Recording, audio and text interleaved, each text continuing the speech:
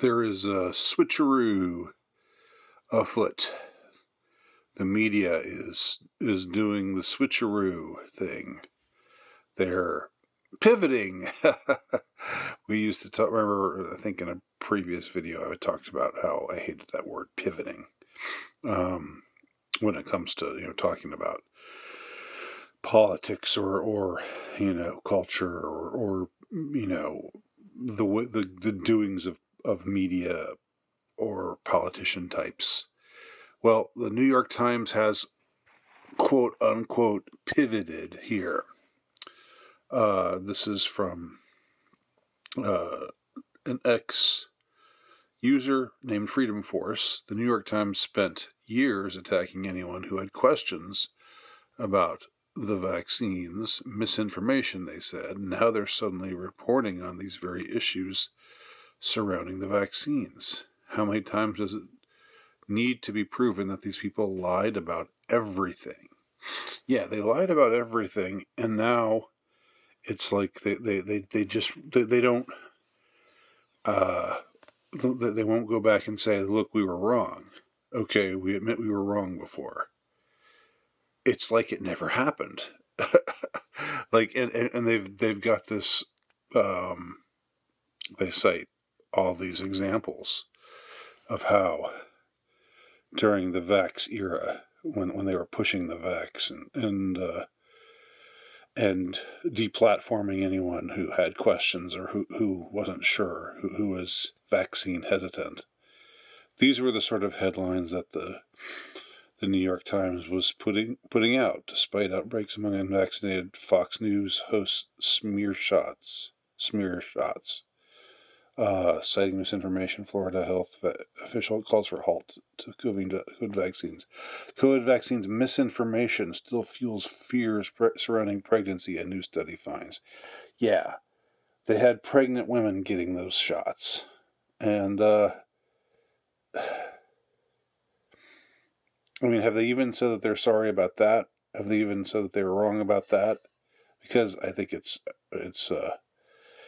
I don't think anybody would say it's a good idea to get a shot like that at any time, but especially when you're pregnant. But they were saying it back then. Inside the White House Facebook rift over vaccine misinformation. Scientists fight a new source of vaccine misinformation. Aaron Rodgers. No, athletes are not dying from COVID-19 vaccines. So these were some of the New York Times headlines back in the day. Now, here's what they've posted. Here's something new that they've posted. The side effects of COVID vaccines. Thousands of Americans have filed vaccine injury claims with the federal government. Thousands believe COVID vaccines harmed them. Is anyone listening? Let's see if we can find the article without having to, it's not worth having to pay anything, but let me just see if I can find it. Okay, I can't access the article without having to pay for it, and I'm not going to pay for it. No way, not a cent. But here's a brief excerpt from the article. Within minutes of getting the Johnson & Johnson COVID-19 vaccine, Michelle Zimmerman felt pain racing from her left arm up to her ear and down to her fingertips. Within days, she was unbearably sensitive to light and struggled to remember simple facts. She was 37 with a PhD in neuroscience. And until then, could ride her bicycle 20 miles, teach a dance class, and give a lecture on artificial intelligence all in the same day. Now, more than 3 years later, she lives with her parents, eventually diagnosed with brain damage. She cannot work, drive, or even stand for long periods of time. See, I remember, and I bet you do too, hearing about cases like this. Hearing about people who said things like this were happening to them, or worse. Although this is pretty bad. This is really bad.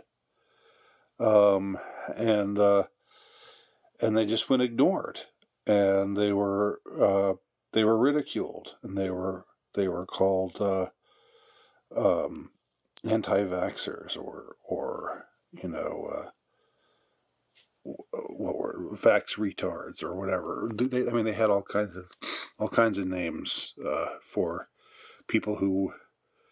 I mean, people who. It's one thing to say that about people who who refused to get the shot, but this was about people who got the shot and then had all of these terrible adverse effects, which compromised significantly the quality of their life. And I remember thinking back in 2021, I remember thinking to myself, this is just such a crime. Oh, the way these people must feel, these vaccine injured people, the way they must feel, um, to one thing, have their lives taken from them, to go from healthy people to people who are disabled, or who with bad heart conditions, myocarditis, what have you. All of the side effects that often turned up, and nobody in the mainstream media, nobody in the establishment media would ever talk about these cases or take them seriously. They would just get ridiculed. They'd get called. People would claim they were faking it.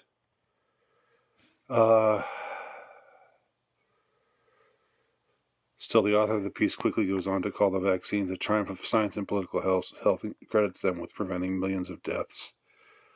Okay, so they're trying to run some cover here, by saying, well, yeah, there were side effects, but vaccines always have side effects. Well, maybe not quite like this, and maybe not for a virus that had a 99.7% recovery rate, if there was even a fucking virus at all, since it never was isolated. But I won't. I'll just, instead of going into that territory, I'll just posit that, yeah, there was a virus, but it was something that you would probably, if you got it, you'd be sick, and then you'd probably get better from. So here, informed New Jersey nurses says the New York Times has finally written a piece about vaccine injury, while the government continues to gaslight us into believing what we witness daily is extremely rare. They mandated these vaccines without any central repository of vaccine recipients, nor of medical records, and no easy way to pool the data purposely. And now the government has turned their back once again on the vaccine injured. Yeah, I mean, it's a crying shame the way the vaccine injured have been treated. And I mean, if anyone has cause to sue, it's them.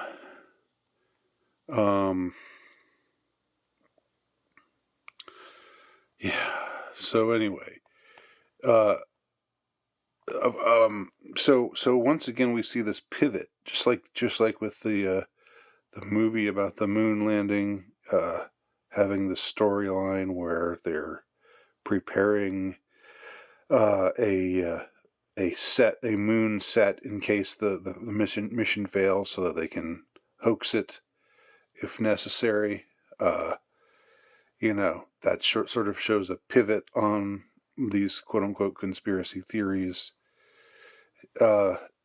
Here again, it shows that you can't really, as desperately as they've tried to fight people with alternative explanations, with who don't just buy what they're told.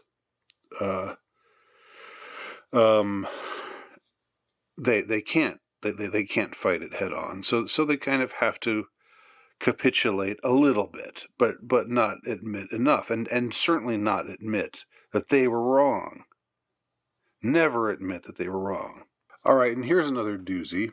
And again, this is from the article, which reports tens of thousands of vaccine injury compensation claims have been filed with the federal government, but to little avail, reports the NYT. Only 19% have been reviewed. Only 47 of those were deemed eligible for compensation, and only 12 have been paid out an average of about $3,600. Imagine your whole life is taken from you, and the government writes you a check for $3,600. Sorry about you. Here's a check for $3,500. You know, just to show that we're sorry. I mean, wow. Just some scientists fear that patients with real injuries are being denied help and believe that more needs to be done to clarify the possible risks. This article says, really? You think? Yeah, because they and the entire mainstream media, the entire media industrial complex, during 2020 and 2021, were bound and determined to say there are no risks. There's no risks. It's absolutely risk-free, and it'll stop you from getting the virus. It'll stop you from spreading the virus. It's just the greatest thing ever. You need to get it now. It's wonderful. You get it if you're pregnant. Get it if you have health conditions. It doesn't matter. There's no excuse not to get it. And if you don't get it, then we're going to start shutting you out of places, and we're going to start making you ineligible for jobs. And they did that. They pushed that for a time. But as this article says, the absolute self-induced delusion on the part of the New York Times after spending the last 3 years viciously gaslighting and slandering anyone who questioned the efficacy of the vaccines is truly audacious. We either have to conclude the New York Times is insanely evil or insanely incompetent, and perhaps a mixture of both. I think just insanely evil. I think just, and not even insane, just evil. Yeah, shameless, utterly shameless. Because they use a quote like this. Well, more needs to be done to clarify the possible risks. They and everybody else like them, everybody in the media, political establishment, everybody, every quote-unquote responsible voice was saying there are no risks, don't talk about risks, just take it, don't ask questions, just take it, just put it into your arm, just put it into your bloodstream. And you were public enemy number one if you opposed them, if you were Aaron Rodgers or someone else with a name, someone else who was famous, who said, I'm not going to do that, who said this doesn't sound like a good idea to me, then they went after you with both barrels. And now they're saying, well, we should make it, it should be clarified. The risks should be clarified. Now you're saying that? Unbelievable.